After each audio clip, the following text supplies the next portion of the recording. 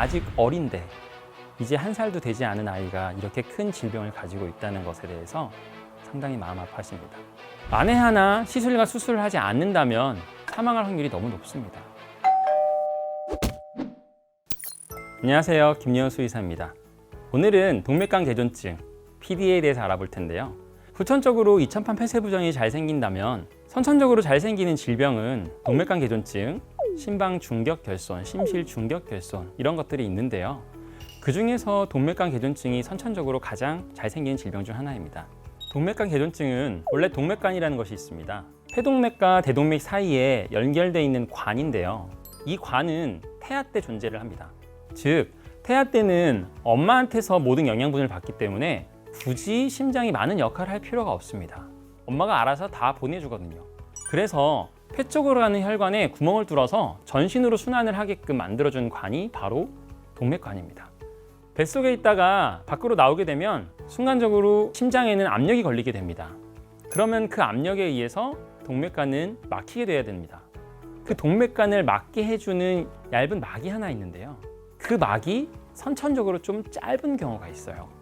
그래서 다 막히지 못하고 조금 남아있는 경우가 있는 거죠. 그래서 그 남아있는 구멍이 바로 동맥관 개존증을 말하는 겁니다. 결국 폐동맥과 대동맥 사이에 공간이 생긴 것이고 이 두 곳으로 혈액이 왔다 갔다 한다는 뜻입니다. 그렇게 되면 일반적으로 돌아와야 되는 혈액보다 많은 혈액이 돌아올 것이고 결국 이 좌심방에는 혈액이 또다시 몰리게 되는 현상들이 생기게 됩니다. 결국 좌심방은 늘어나다 못 버티게 되고 폐부종이 생기겠죠. 이거 이외에도 청색증이라는 게 생깁니다. 심장은 전신으로 보내는 피와 폐로 보내는 피가 나눠질 테니 전신으로 가는 피의 양은 줄어들 것이고 그러다 보면 점차 혈액이 부족한 부분이 생기게 되면서 청색증이 생기는 겁니다. 물론 청색증은 더 나중에 생길 것이고 폐부종이 먼저 오는 경우들이 더 흔해요.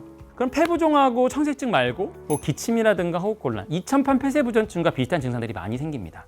이 증상 이외에 다른 증상들은 보호자분이 알기가 좀 힘들어요. 왜냐하면 태어날 때부터 생긴 질병이고 이런 질병으로 인해서 이런 증상이 생긴다. 그러려면 이미 많이 심각하게 진행됐다는 뜻이거든요.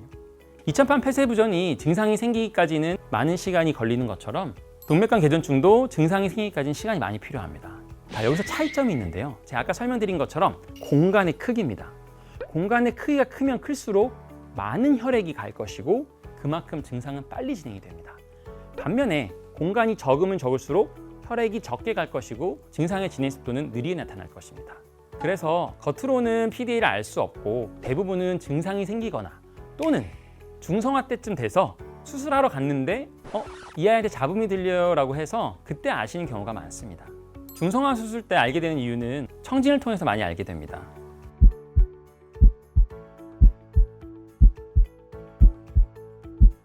동맥관 개존증은 말 그대로 구멍이 있어서 생기는 잡음이기 때문에 소리가 항상 들립니다. 왜냐하면 이쪽에서 뗐을 때, 이쪽에서 뗐을 때 계속 소리가 들려요.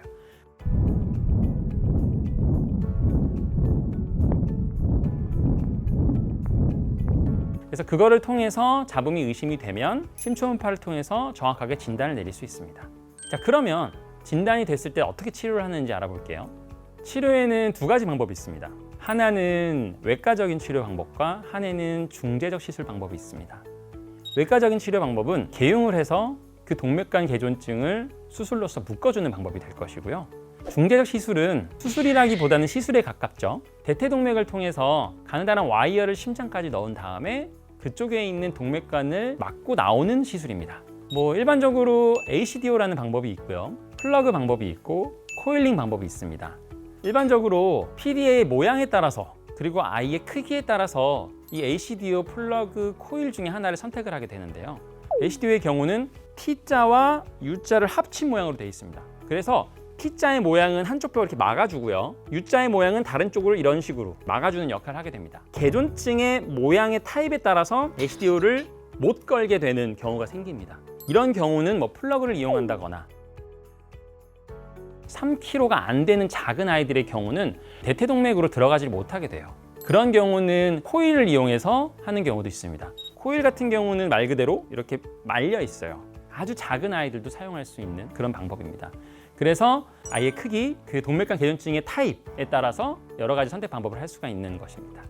치료는 발견 즉시 바로 하는 것이 좋습니다. 결국 PDA는 막히지 않습니다. 만약에 치료가 늦어져서 좌심에 의해서 우심으로 넘어가는 것이 일반적이게 되는데 치료가 늦어지게 돼서 우심에 많은 혈액이 뭉치게 되고 결국 우심은 이 혈액을 밀어내야 되니 힘을 더 내게 되는 경우가 생깁니다.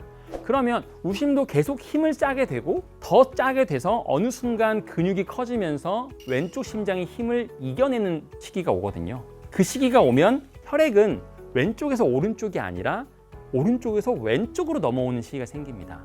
이것을 R2L, Right to Left라고 얘기를 하는데요.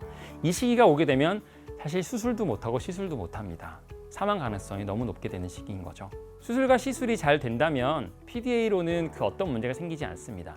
그런데 증상이 생기거나 질병이 많이 진행돼서 수술이나 시술을 하게 된다면 그거는 또 약을 먹어야 될 수 있습니다. 이미 심장의 리모델링이라던가 심장의 변형이 생겨서 심장은 많은 손상을 받았기 때문에 약을 먹어야 될 수도 있고요. 이 고령견이 돼서 진단받는 경우도 꽤 많더라고요.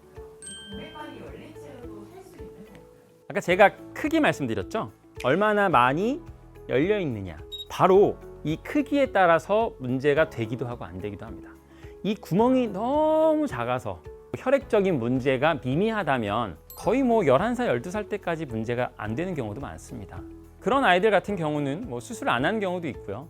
사실은 젊었을 때는 심장이 잘 버텨주니까 구멍이 작아도 잘 문제가 되지 않았는데 나이가 들어서 그런 문제가 생기는 경우도 간혹 있고 실제로 저도 7살, 8살짜리 아이한테 PDA를 발견한 경우도 있었습니다. 그때는 수술을 하시면 됩니다. 시술과 수술 이후에 일주일 단위, 2주일 단위, 한 달 단위, 6개월 단위로 주기적으로 확인을 하게 되고요. 보통은 이제 큰 문제가 없는 경우들이 많아서 어느 정도 시간이 지나서도 큰 문제가 없으면 이제 완치로 보게 됩니다. 1살 전에 건강검진에 대해서 어떻게 생각하세요?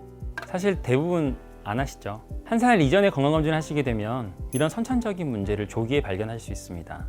동맥관 계존증 같은 선천적인 질환을 보면 아직 어린데 이제 1살도 되지 않은 아이가 이렇게 큰 질병을 가지고 있다는 것에 대해서 상당히 마음 아파하십니다. 하지만 이런 동맥관 계존증을 조기에 발견하셔서 빠르게 치료하시면 다른 아이들과 크게 다를 거 없이 행복하게 살 수 있습니다. 이 점 유의하셔서 아이들의 건강을 위해서 조기 검진하시면 더욱 좋을 것 같습니다. 김예원 수의사였습니다.